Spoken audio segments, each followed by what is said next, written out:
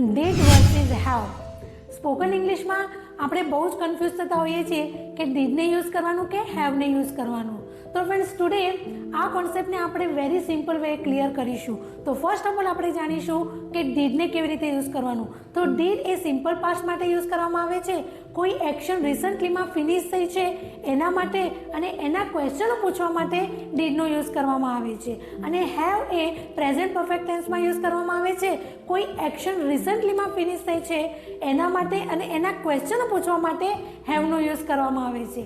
Now friends, you might be thinking કે બંનેનો meaning same થાય છે તો અગેન શું યુઝ કરવાનું, ડીડ યુઝ કરવાનું કે હેવ યુઝ કરવાનું? So let's I do clear it. હવે હું તમને એક્ઝામ્પલ થ્રુ સમજાવું કે આને કેવી રીતે આપણે ક્લિયર કરી શકીએ.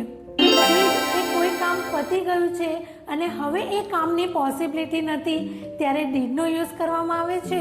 અને હેવ એ કોઈ કામ પતી ગયું છે છતાં પણ એ કામમાં હજી પોસિબિલિટી છે કે વધારે સારી રીતે એને પૂરું કરી શકાય ત્યારે હેવનો યુઝ કરવામાં આવે છે.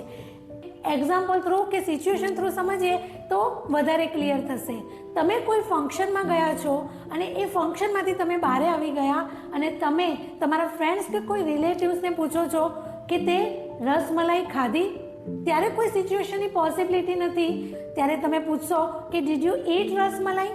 પણ જો એ જ સિચ્યુએશન તમે ફંક્શનમાં છો અને તમે તમારા ફ્રેન્ડ્સ કે કોઈ રિલેટિવ્સને પૂછો છો કે તે રસમલાઈ ખાધી સારી છે, ત્યારે એ પોસિબિલિટી છે કે એને ખાધી હોય તો ઓકે, ના ખાધી હોય તો એ ત્યાંથી લઈને પણ ખાઈ શકે છે. એમાં પોસિબિલિટી છે ત્યારે તમે કહેશો કે હેવ યુ ઇટન રસમલાઈ. તો કોઈ કામની પોસિબિલિટી કામ પતી ગયા પછી નથી હોતી ત્યારે ડીડથી ક્વેશ્ચન પૂછવામાં આવે છે અને કોઈ કામની પોસિબિલિટી થોડીક હોય છે ત્યારે હેવથી ક્વેશ્ચન પૂછવામાં આવે છે. ફ્રેન્ડ્સ, હવે આ તમારા માટે ક્વેશ્ચન છે કે તે ડાન્સની પ્રેક્ટિસ કરી.